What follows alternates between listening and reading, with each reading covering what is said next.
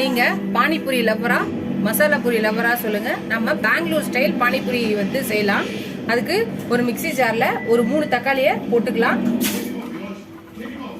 4 பச்சை மிளகாய் போட்டுக்கலாம், ஒரு 4 பச்சை மிளகாய், ஒரு துண்டு இஞ்சி, ஒரு பட்டை, கொஞ்சம் கருவேப்பிலை, கொத்தமல்லி, புதினா இதெல்லாம் போட்டுக்கலாம். இது எல்லாத்தையும் மிக்சியில போட்டு நல்லா அரைச்சிக்கலாம். ஃப்ரெண்ட்ஸ், நம்ம போட்ட தக்காளி, புதினா, கொத்தமல்லி, இஞ்சி, பச்சை மிளகாய் பேஸ்ட் ரெடி ஆச்சு. இப்போ ஒரு பேன் எடுத்துக்கலாம்.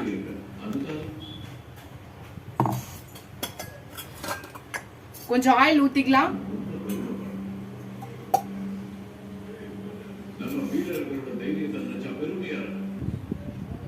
இப்போ பாத்தீங்கன்னா ஒரு 1/2 ஸ்பூன் சோம்பு, 1/2 ஸ்பூன் சீரகம், இது ரெண்டையும் அதில் ஆயிலில் போட்டுக்கலாம்.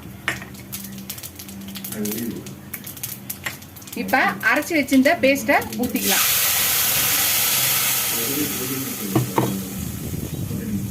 ஒரு 1/2 spoon red chilli powder, 1/2 spoon தனியா பவுடர், ஒரு 1/2 ஸ்பூன் கரம் மசாலா பவுடர். இதுக்கு தேவையான சால்ட் போட்டுக்கலாம். இது எல்லாத்தையும் மிக்ஸ் பண்ணிக்கலாம். ஒரு 2 நிமிஷம் அப்படியே இதாகட்டும். இப்போ 2 நிமிஷம் கொதிச்சிச்சு.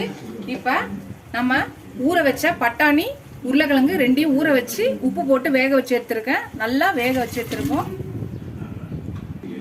நம்மளோட பட்டாணியும் உருளைக்கிழங்கு வேக வச்ச இதை இதில் ஊற்றிக்கலாம்.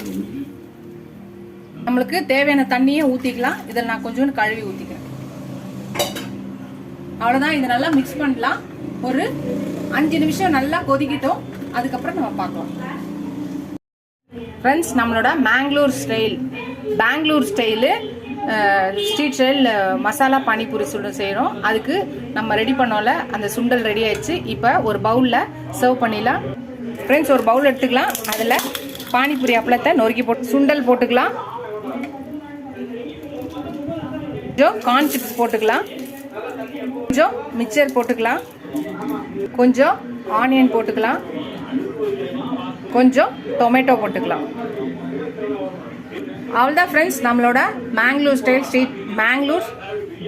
Street style. இந்த மசாலா சுண்டலில் ஒரு ஃபைனல் டச்சு, ஒரு மசாலா போடணும். அது என்னென்னா ரெட் சில்லி பவுடர், அப்புறமா சாட் மசாலா, அப்புறம் கொஞ்சோண்டு கரம் மசாலா. இது எல்லாத்தையும் மிக்ஸ் பண்ணிடணும். கொஞ்சம் சால்ட் போட்டுக்கணும். இப்போ இதை எடுத்து கொஞ்சோண்டு எல்லாத்துலேயும் மேலே அப்படியே தூவிட்டு நம்ம சர்வ் பண்ண வேண்டியதான். அவ்வளோதான் ஃப்ரெண்ட்ஸ், இந்த வீடியோ முடியுது. அடுத்த வீடியோவில் பார்க்கலாம்.